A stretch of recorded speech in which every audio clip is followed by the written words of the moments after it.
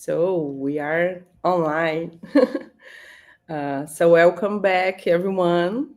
This is the second seminar of the day as part of the course International Seminars on Health, offered by postgraduate program in nutrition at Federal University of Santa Catarina. I'm Deborah, one of the professors of this course, together with my colleague Ana Carolina and with our postdoctoral fellow Mariana Kremer. We have been with Dr. Joanne Arcand from Canada. And now I will ask to our student, Laura, to introduce our second guest. So thank you very much.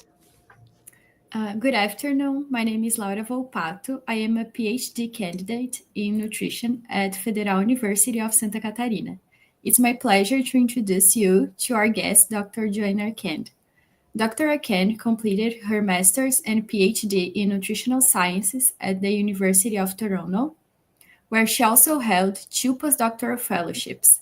She is an associate professor of nutritional sciences at the University of Ontario Institute of Technology. She develops numerous researches about salt and its health implications. Dr. Arcand is actively involved in the Science of Salt Research Group that conducts regular systematic reviews on dietarian sodium and health outcomes, which is affiliated with the World Hypertension League and the World Health Organization Collaboration Center for Salt Reduction. Her academic journey has been truly remarkable, and she will now share her experience with us. I pass it on to you, Dr. Arcand. Okay, and thank you so much for having me here today. I know I'll talk about my academic journey, but it was actually a really nice opportunity for me to go back and reflect on all the work I've done since starting my career. And so I'm really excited to share that with you today. I wanted to say hello, show you sort of where I'm from. So I'm from Canada, and currently I'm located in Oshawa at Ontario Tech University. And that's located about 50 kilometers east of Toronto. So it's a fairly suburban center. And we are a fairly young university. We're only 21 years old, but we're already ranked Canada's top small university for research. So it's a really exciting and innovative place to work. And we've actually I've hosted visiting scholars from Brazil. So I have a lot of close connections to Brazil and was really excited to get to talk to you today.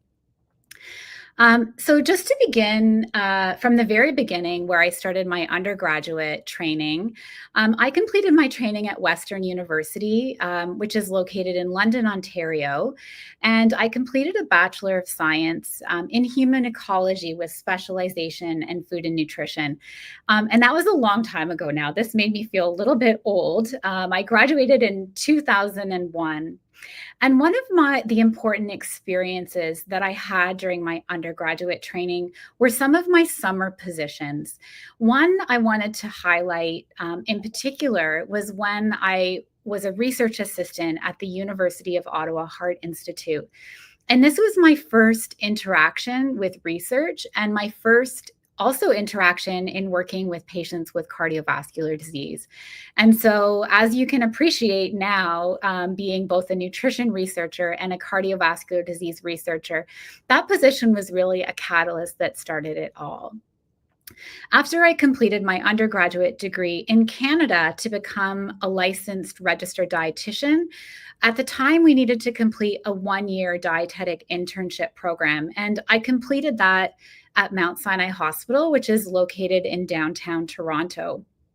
And as part of the dietetic internship, we do training in clinical nutrition, in food service, as well as we have a research project. And I was very lucky at the time to be assigned a research project that was in the cardiology area. And we examined the role of a dietitian as part of a multidisciplinary heart failure clinic. And so that research project the scope of it was so much bigger than what could be completed in a year.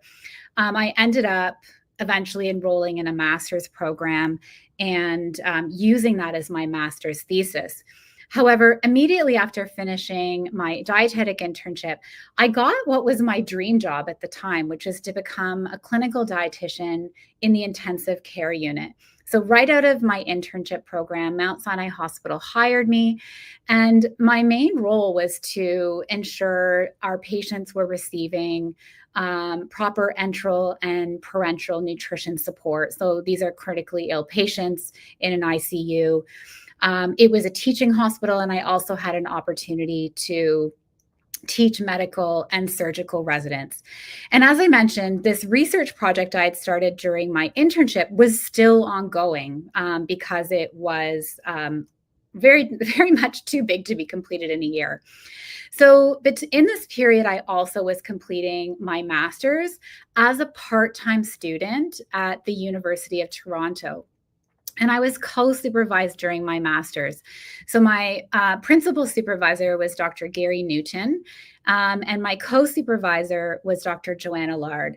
So Dr. Newton was a cardiologist, Dr. Allard was a gastroenterologist with expertise in nutrition, and then together, I was creating this very unique body of knowledge and skills around clinical nutrition in a heart failure population.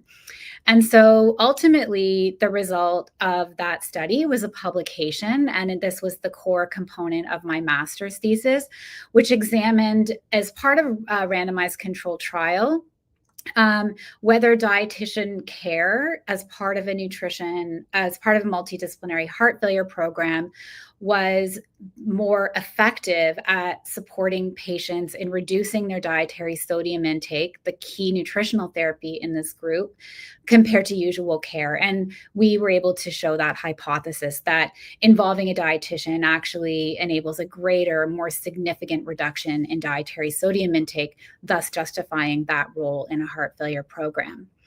And from there, I caught the research bug, as many graduate students often do. And I had decided to leave my position in the ICU. Although it was my dream job, after a while, I was not satisfied with the routine nature. And I really loved sort of the project base of a research project. You know, there's always a beginning, a middle, and an end, and then you begin a different project. And I also really loved research. And so I then enrolled in the PhD program at the same university with the same supervisors.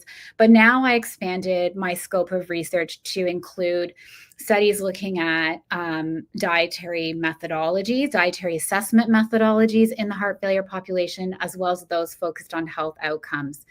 And so one of those studies looked at, you know, how do we actually measure sodium intake in heart failure patients who are taking loop diuretics, which actually force the excretion of sodium from the kidneys. So where a 24-hour urine collection is typically our gold standard, we show that actually it's not the gold standard in the heart failure population because of the medications they are taking. And this has now become a foundational study for those who are continue to examine dietary sodium in the heart failure setting. We also were one of the first studies at the time, and now the whole body of literature in this area has changed and it's been expanded upon, looking at the different thresholds that lead to mortality as well as acute decompensated heart failure within the heart failure patient population. And what we showed here was that a high sodium diet is associated with adverse major cardiovascular events in this population.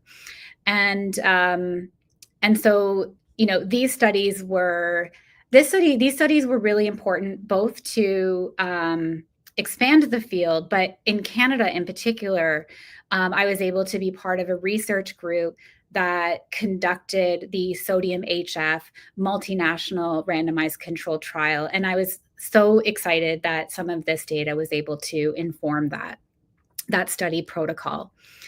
From there, I then, this should say postdoctoral fellowship, not PhD degree.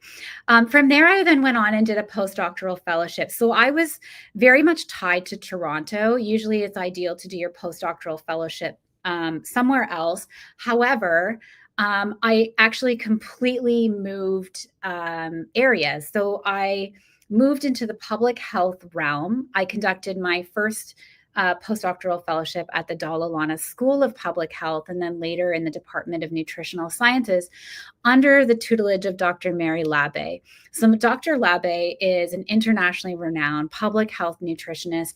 She was the co-chair of Canada's sodium reduction strategy. At the time, she had just come from being the director of the Bureau of Nutritional Sciences at Health Canada. So she had come from government into academia and was looking for a postdoc. And it was the most perfect opportunity for me, where I could take the clinical nutrition expertise in dietary sodium and then learn a whole new set of skills related to examining dietary sodium at the population or public health level. And so my postdoctoral degree was 3 years in duration. And it was really wonderful timing, because it was coming off the recent publication of Canada's sodium reduction strategy. At that time, although this strategy had been adopted politically, there were several shifts in Canada.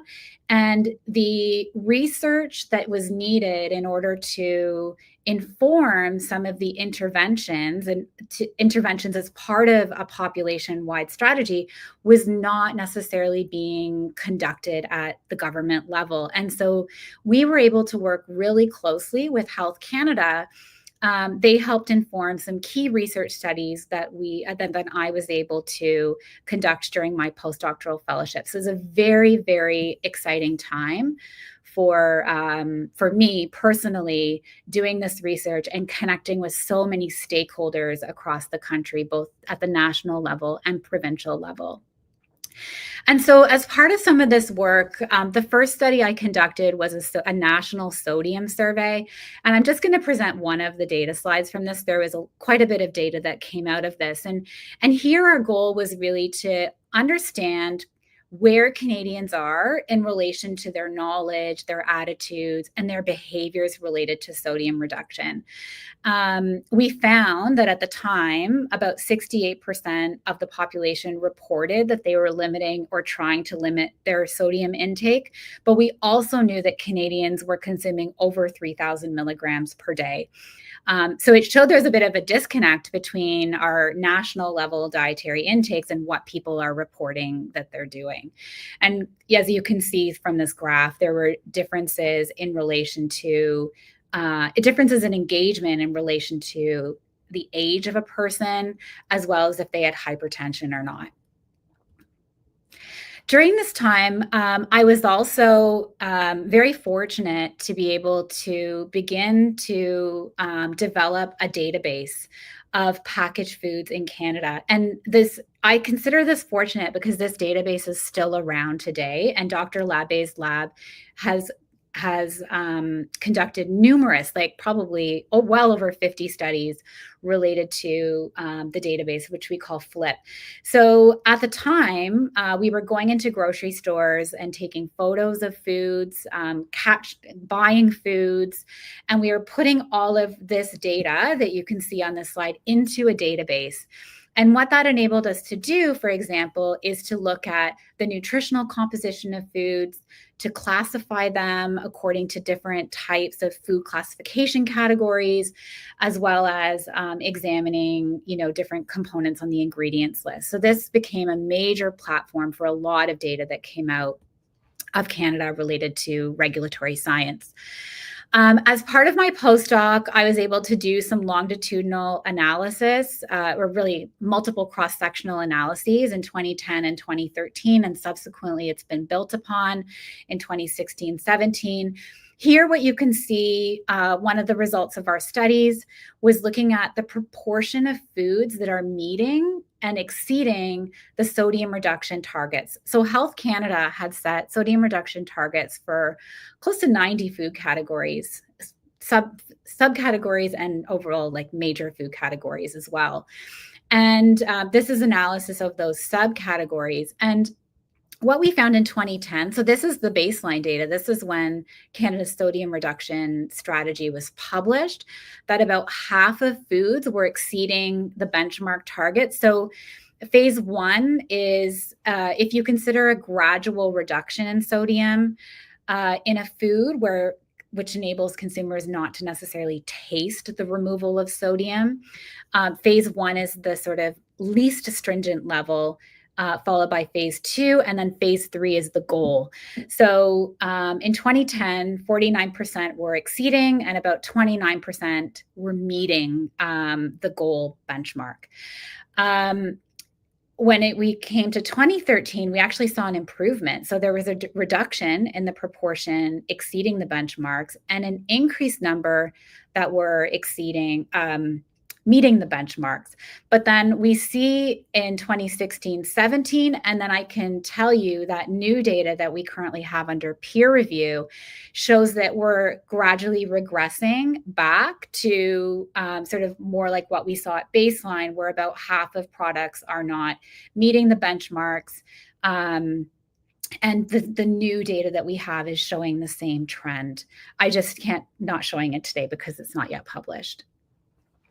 So those are some of the key studies I conducted during my postdoctoral fellowship, which lasted 3 years. I then eventually obtained, as all postdocs must do, obtain a faculty position. And that started in January of 2015 at Ontario Tech University. Here, as in Canada, and particularly at my university, a faculty position means about 40% of my time is spent on research, 40% of my time teaching, which is about 4 courses per year, and 20% is service. So that's serving on different committees at the university level and whatnot, and externally as well. And so this is a very exciting time. It's also very daunting to start your own research program, but it's really been a truly wonderful experience. And I'm going to tell you about some of the work that I've been doing in the last few years, as well as what some of the work that we're doing in the upcoming years as well. So this is what I consider the objective of my research program. And really my aim and my ultimate overarching goal is to advance national and international policies and interventions to improve food behaviors, diet quality, and health outcomes. And I have a real sort of pragmatic focus to my research program. It's really important to me that we're addressing barriers to using knowledge and that we're doing a good job of translating nutrition science into scalable and pragmatic solutions with real world impact. And so I think a lot of the research I've done, whether it's been, in the heart failure setting, in the policy setting, it all has a very applied focus. And so one of the first things I got to participate in when I was starting my position, during my postdoctoral fellowship, I was able to work with a group of researchers in Costa Rica, in particular, Adriana Blanco Metzler. Adriana she's recently retired, but she has been a true leader in public health nutrition in Central America, and I would say across Latin America. And Adriana, along with Mary Labe and myself, we led this consortium of 5 Latin American countries, which included Argentina, Brazil, Costa Rica, Peru, and Paraguay. And the intention was to conduct research to advance dietary sodium policy within the Latin American region. And so this was probably one of the most enriching professional experiences that I had. We had a lot of focus on building capacity, collaborating on research projects, and supporting knowledge translation efforts. And it was a really fun collaboration. And I'm still in touch with a lot of these people today, as well as collaborate with them. As part of this consortium and in collaboration with the Pan American Health Organization, I was able to lead a study that examined sodium levels across 14 countries in Latin America and Caribbean, many of which you can see here. And this really served as a baseline to understand what sodium levels were in these countries, with the goal of being able to establish some regional sodium reduction targets. And you can see here some of the data that came out of that study. Now, this is comparing to the first draft of the PAHO regional sodium reduction targets. And what we found here was that, I'm just going to focus on overall, but overall 82% of those foods were meeting the upper target and 47% were meeting the more stringent lower target. And we were able to do a longitudinal analysis on some of these countries that had that baseline data, as well as those that were part of the IDRC multi-country consortium. And we looked at changes that occurred over time. So we found that 44% of categories had significant decreases in sodium intake between 2015 and 2018. And that there was still a very high amount that were already meeting the regional targets. It had increased, but almost 90% were meeting those targets in 2018. Yet, sodium intakes in the region were still very high. So we concluded that while there's been positive progress made, that the PAHO sodium reduction targets for the region needed to be more stringent to actually enable sodium reduction. And at the same time, we also know that behavioral modifications are needed because in this region, some countries have a lot of sodium coming from added sodium through that is added through cooking, not necessarily from processed foods. And so I was very fortunate to be invited to co-chair a committee at the Pan American Health Organization to establish a revised set of regional sodium reduction targets. So as part of this, and this is really showing the applied nature of these large databases that we have of packaged foods or processed foods, and it shows that how we can apply the data. So we were able to take all of the data we collected from all of those years, in addition to obtaining data from individual countries who were not part of that study. And we established a committee established these sodium reduction targets. So these were published this is a COVID project. So this is what I did in 2020. The document was published in 2021. And the first target was set for 2022, which would be a 15% reduction from baseline. And then the second target from 2025, which is a 30% reduction. So some of this monitoring is ongoing, and we'll see if countries were able to meet that target over the next year or two.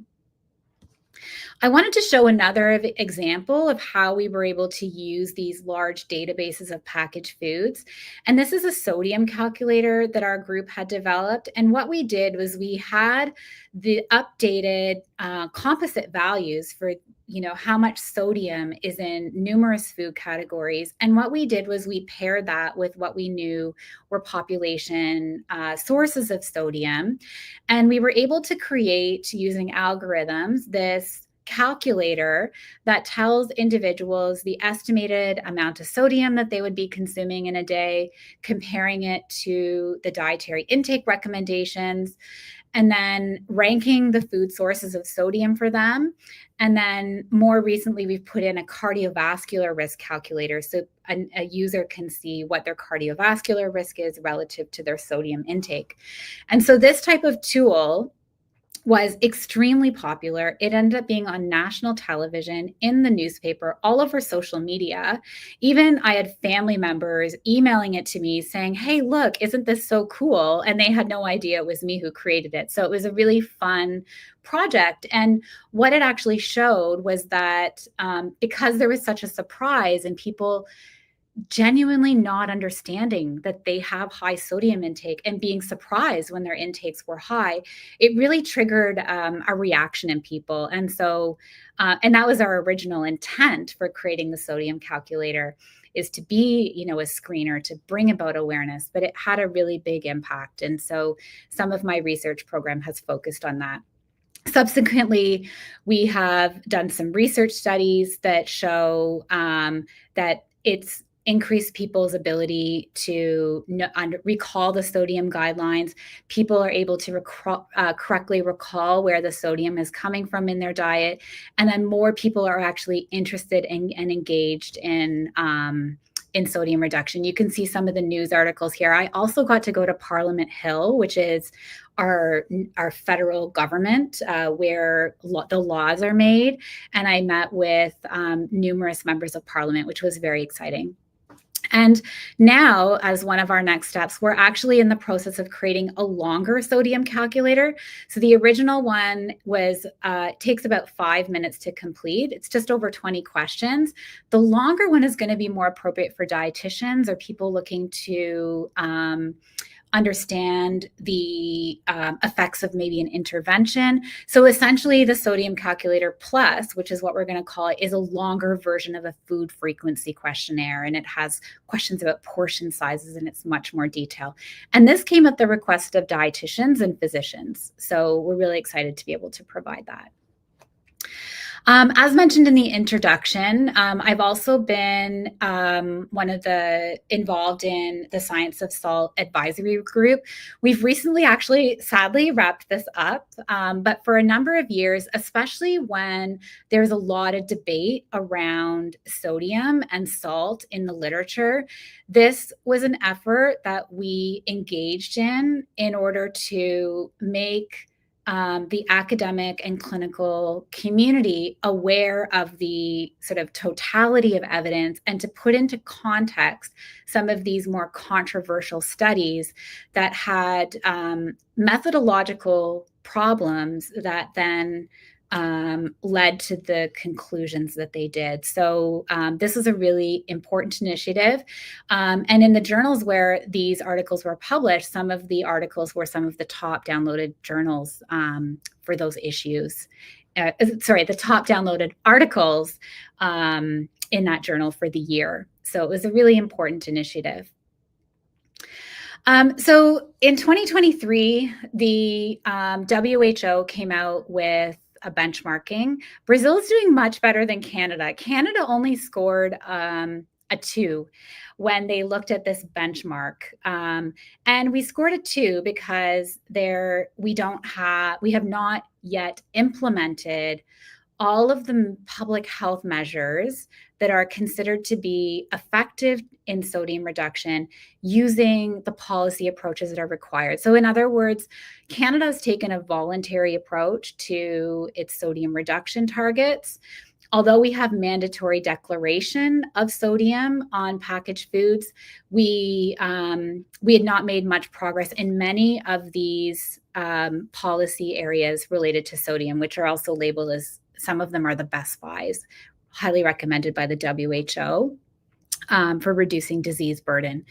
And now in Canada, one of the key policies is the front of pack nutrition labeling. In Canada, last year, front of pack nutrition labeling was made mandatory. So it's actually a very exciting time in Canada. And it is mandatory for food manufacturers to include that warning label. It's actually a warning label in Canada on the front of pack by the end of this year. So by the end of the year, all of our packages, if they're mandated to require a warning label, it will. So hopefully our score would go up if we were to do this again. But because of the lack of progress made in sort of the regulatory measures related to sodium reduction in packaged foods, sodium reduction in restaurant foods, and the food labeling issues that we weren't making a lot of progress on that we now are, I began shifting some of my focus to measuring sodium knowledge, attitudes, and behaviors. And so this is a study that only in the last few months we have completed. We've basically completed a national survey, and with that, it was a very comprehensive survey examining sodium knowledge, attitudes, and behaviors. We've tied this to dietary intakes using two 24-hour recalls. And we're running analyses now, but the questionnaire was also very rigorously validated. It's currently under peer review. And it's really meeting that unmet need where, we haven't had data on this since 2012. We don't know where Canadians are at. And when we're not making progress in, food reformulation, seeing where Canadians are at in relation to their knowledge, attitudes, and behaviors is something we can do while we are waiting for those other policy measures to be hopefully enacted one day. And so this is really where my lab is going to be focusing in the next couple of years. So we're going to be doing longitudinal assessments of sodium knowledge, attitudes, and behaviors from 2012 to 2025. We're going to be linking that data to measures of dietary sodium intake using the multiple day 24-hour recalls. We also have collected data on food literacy, on nutrition myths and disinformation, and the infodemic. So we'll be able to really understand very comprehensively about what's going on at the consumer level.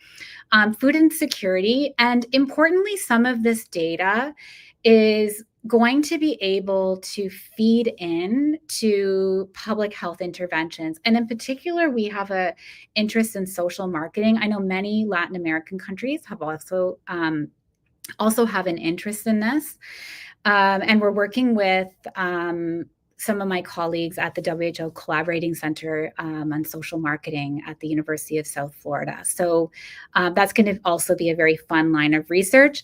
Additionally, one of my dreams, and it's really to re-establish a network of researchers, is to expand this survey down into the Latin American region. So one of the WHO recommendations for as part of population-wide sodium reduction strategies is to monitor sodium knowledge, attitudes, and behaviors, and that hasn't been done. We've just conducted a systematic review on this, and it hasn't been done in the Americas, and so only on a smaller scale in a couple of countries. And so my dream is to be able to do that research in multiple countries by working with some of my former collaborators and hopefully some new ones.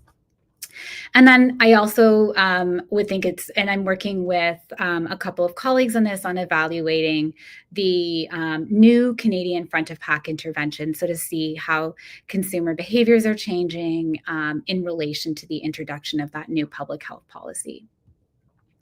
And so one of the other things that we've done in my lab is also continuing our focus on consumers. And so really promoting that sodium literacy. I was approached by an insurance company called Manulife. I think they're international, but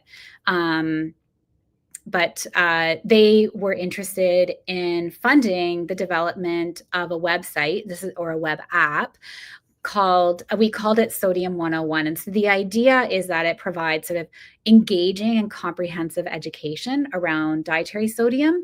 And it's also had a pretty big impact. In the first 6 weeks, we had close to 5,000 people using the website. So that was really exciting. And we're now working on disseminating this nationally.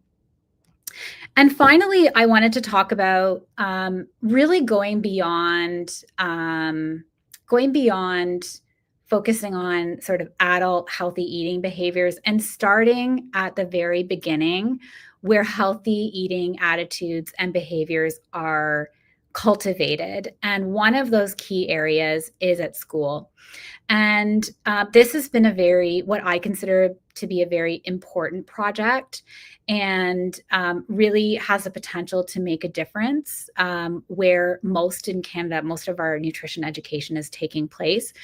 We created Foodbot Factory, which is a mobile app or a serious game for education, and paired it with lesson plans for teachers. And you can see here, this is actually the Canada's Food Guide. So it's our National Healthy Eating Guidelines. And kids can come in and they can select a vegetable module, a protein module, a whole grains module, or a drinks module. And each one is about 10 to 15 minutes long. They play games. We have these characters who interact with each other, and they make jokes and they talk to the kids. And so it's been a really fun topic to explore, but also to implement and test in schools. And so we've done quite a bit of research around this in order to develop it. So this was not just developing an app. It took extensive research before, during, and after the app was created in order to ensure that we were happy with what we had developed and that it was going to be effective.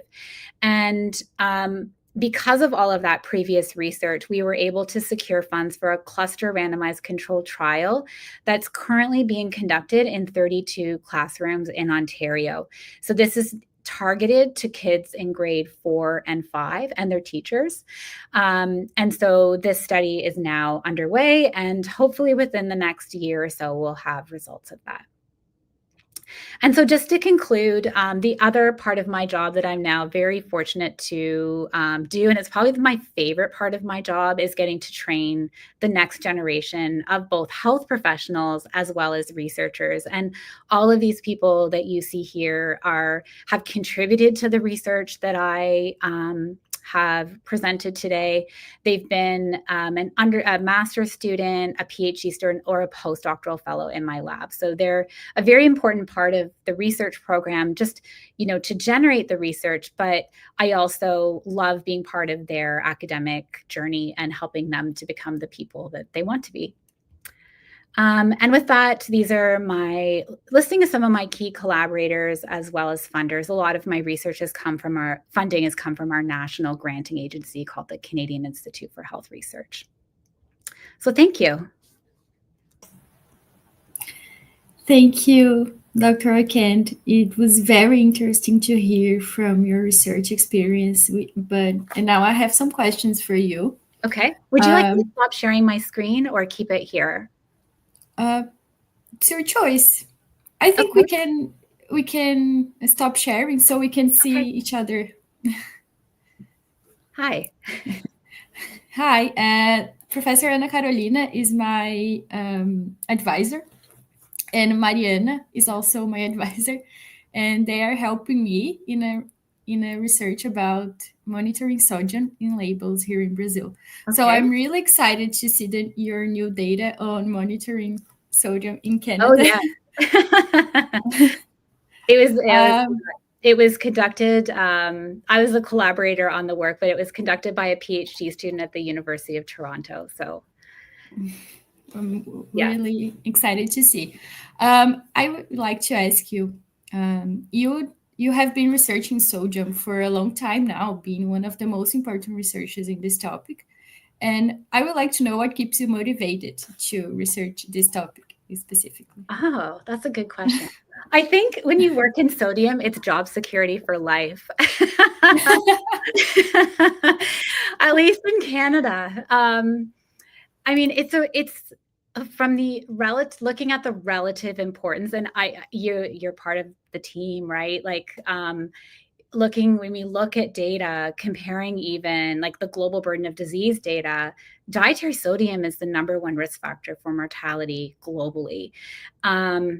And it's ubiquitous in our foods. And so it's not only a challenge from a health aspect, but it's also a challenge from the behavioral aspect. And so what's most interesting for me is, at a public health level, what can we do to help people reduce the amount of sodium without them really noticing too much, because we know that reducing sodium is really difficult, but also appreciating from the behavioral aspect that we also need to get people, individual consumers on board so that they buy the sodium reduced products, and are, in alignment and can support, these larger initiatives that are going to, help the population. Equally engaging people like healthcare providers is another really key area that I think is important. And so, addressing sodium from all of these different angles really kind of keeps me going, because it's interesting. There's continuous challenge, and it's been a problem for many, many, many years. As you know, like from the time that I was in my undergrad in the late 1990s, we were talking about it back then, and we're still talking about it today. So that's what keeps me going. Okay. Beatriz de Barros. I'm sorry. Can I read the Beatriz question, because I have something similar to ask to Joanne. Hi, Dr. Arcand. I'm Ana Carolina, the Laura supervisor, and we have been working with collecting and analyzing data on food labels since 2010. So we are very pleasured to hear from you, and to say that we are going to monitoring the FOP warning labeling in Brazil. Okay. I don't know if you know. I think you know that we have the same magnifying glasses than you have in Canada, but our limits to label as high in sodium is 600 milligrams per 100 grams of food. Yeah. And in Canada, Beatriz is saying that, if she's not mistaken, is for the foods with more than 15% of the daily value, but in portion, right? So she wants to know if there are any concerns or discussions about whether this threshold could be lowered. And my question is, how Canada determined this threshold? Because for us, it was very hard. We wanted it to be lower, much lower than 600 milligrams. Mm-hmm. But the Brazilian government adopted this threshold based on the traffic light labeling, and to balance the industry concerns and public health concerns. But we are going to see if the FOP labeling is helping the food industry to lowering the sodium. And we would like to hear from you about this threshold. Yeah, I mean, I don't have too much to say on it now. So yes, it's the 15%. I think, so it's law now, so it can't be changed yet. But I think we're just going to have to do evaluation in the next, say, 5 years and see what happens. So we've recently submitted a grant to be able to look at some of this using our larger databases. And hopefully we'll be successful. But, looking at how consumer patterns are changing, purchasing behaviors are changing using data before and then after. And I think, because it's now into law and all of, now we're starting to see some food packages with it on, it's not going to change anytime soon, but I agree. Some food categories, it could be lower, but I think we're going to have to do that evaluation. As you know, industry always has a little bit of influence on some things, whether we like it or not, but we need to see, I think we're going to have to see some actual data on it before it will get changed. So thank you. I think for sodium reduction, it's going to be really important, though. I think it's actually, because we have voluntary targets, I think this is going to be the thing that is actually holding industry accountable, because they're not, as you know, they're not going to want to put a warning label on their product. And as we've seen in other jurisdictions, this is actually a means to reformulation. So it's going to be really interesting to see what happens. Okay, so part of my thesis, I will assess the sodium content in food labels both before and after our regulation. Okay. Additionally, I will assess the use of low sodium salt substitutes and flavor enhancers to understand the impacts of these changes on foods. In your opinion, what are the potential health implications of these substitutes and how might they influence public health? That's a great question. Okay, so I have a question for you. Are you looking at the ingredients list? Yes, we will look for the Yeah. sodium substitutes and flavor enhancers there. Okay, that's really exciting. I want to do that study too in Canada. Join us, please. You are invited to join us. It will be a pleasure. I would love to. I love that study. So in Canada, there's not really much traction around that right now. As you know, the new guidance document from the WHO came out. I think in a country like Canada, where most of our sodium is coming from packaged foods, unless food industry starts using low sodium salts, we're not likely to see too much change in sodium intakes and subsequent improvement in health outcomes. So yeah, it's like we have no data on this in Canada. And we actually asked a few questions in our larger survey about low sodium salt substitutes. I think, according to the guidelines, I very much agreed with the guidelines that there are some populations who may, like people with chronic kidney disease who are on certain medications that may have higher risks associated with an increased consumption of potassium, which is the main component of a low sodium salt typically. But there are studies that show that these individuals can also increase their potassium intake and they are okay. So it's a little bit more of a gray area, and the World Health Organization is being cautious. As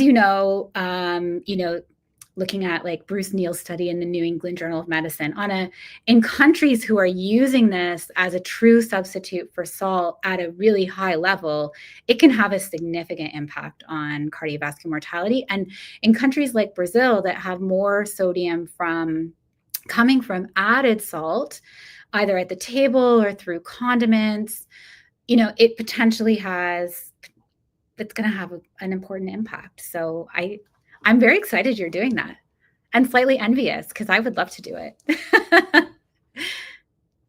We are also looking to the ingredients list to see if they increase the use of the monosodium glutamate. Okay. So we don't know if they may do this because they need a smaller quantity to achieve the same flavor. Yeah. So we are very curious to see if it's an adverse effect of reducing the salt. But yeah, no, that'll be very interesting findings. Okay, I would like to ask you too, how do you think we can translate all this scientific knowledge that we already have regarding sodium to the public and to clinicians? That's a great question, because ultimately, we collect all of this data and some of it has policy impacts, but we really hope it can get down to the individual at the individual level. This is why I've sort of used technology as a way to develop these novel tools. Like the sodium calculator was in Canada, like it was it's something I had always wanted to do, but it had a real surprising impact, both for clinicians as well, like physicians mostly, because they don't necessarily have the time to sit and talk to somebody and assess diet. So it had an impact there. And we actually did a study on this. I didn't present it today, but we found that clinicians were more confident in talking about sodium. They're more comfortable. And so it actually helps facilitate conversations. So tools that use technology like the sodium calculator, even our Sodium 101, you can go to any government website and get information on sodium. It causes hypertension. It causes heart disease. But these are the sources. But it doesn't necessarily fundamentally teach you how to read food labels, what to look for, actual substitutes, engaging you in activities that allow you to compare and contrast different products. And that's what our sodium101.com tool is doing. So I'm sort of a believer in that. I also believe that we need to really reach out to the broader, I just talked about health professionals, but these individuals can be significant agents of change in supporting, our highest risk populations at reducing their sodium intake and improving their overall diet quality. Beyond sodium, increasing potassium intake, to improve blood pressure and whatnot. So I think, interventions targeting them is really important. And we sort of started with that, with the science of salt. But more can always be done. And it's working collectively with groups, different stakeholders at the national, provincial level, not just government, but also like health professional organizations. Earlier this week, I did a talk for the Canadian Cardiovascular Society. And it was a knowledge translation event, like an educational event where I didn't talk about sodium, but I talked about like keto and intermittent fasting and all the diets. But those opportunities are really important for us to get the word out, to connect, and then and also have credible people sharing the information. And I know I'm talking a long time, but I have, the one other area related to sort of information credibility is myths and disinformation. And all over the world, like everybody goes on social media and there's just, people don't know what to believe. And I think, and this is outside of sodium, but we need to do a better job as health professionals to address this. It's kind of a huge elephant because it's so large, but it doesn't mean we can't try to understand it and try to make small steps in addressing the problem overall. So that's also an area I'm slowly going to wade into. It's a bit daunting, but I have a PhD student coming in the fall who's going to start to do some foundational studies on that. So okay, great. Lastly, I want to ask you, what advice would you give to someone who's starting their academic career now? Okay. It's so funny. I've had some of these conversations lately. I think it's important to do something that you're really passionate about. As a PhD student, as you know, it's a lot of work. It's a lot of sacrifice. And if you're really passionate about what you're doing, that is going to keep you going. That's what's going to keep you motivated. And that links back to your first question, right? Like what motivates you? And it's just that intrinsic passion and, sort of knowing where you can make a change. So people have different interests. I would say choose something that interests you. Choose an exceptional advisor and good collaborators. When you have good people around you, which I personally have been so fortunate to have, I say the best mentors, but the best is different for everybody. To have wonderful mentors who can teach you the skills you need to achieve your goals, who care about you personally, and who also will help connect you to the broader community to so that you are able to kind of be more independent as you embark on your academic career, because we don't do this alone. We do it in teams. And sometimes okay, yes, I'm a faculty member now, but it doesn't mean I know everything. I don't know everything. And we learn so much from each other because we all have different experiences, and being open to learning and just being open in general. Like, I never thought I would create an app for kids, but I was approached by a colleague who saw, she was there in the faculty of education, but there was a need for this. And I was like, of course there's a need for this. And then we sort of, took it on. And I couldn't have done that by myself because I'd never worked with children. I had only worked with older people. So it ended up being really fun and extremely academically stimulating. So So just being open, connecting yourself with good people, and being passionate. Okay, thank you. I'm surrounded by great people here. Professor Anna, do you have any more questions? In the YouTube chat, we don't have more questions. So thank you so much, Dr. Arkand. It was really a pleasure to learn more about you and your scientific experience today. I really admire your work, and thank you so much for being here. Well, thank you so much for having me. It was definitely my pleasure. So thank you. Thank you. Thank you. Okay. Thank you very much, Be in Dr. touch. Arkand. And also Laura, thank you very much. And it's very inspiring for us, for students, and also for us as teachers that, you know, in the beginning also.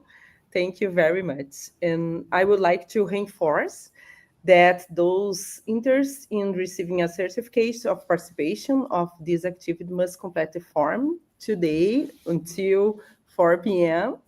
And I also would like to invite everyone to our next seminars on June 26th, starting at 2 p.m. See you soon. Bye-bye, everyone. Bye-bye. So we finished the transmission.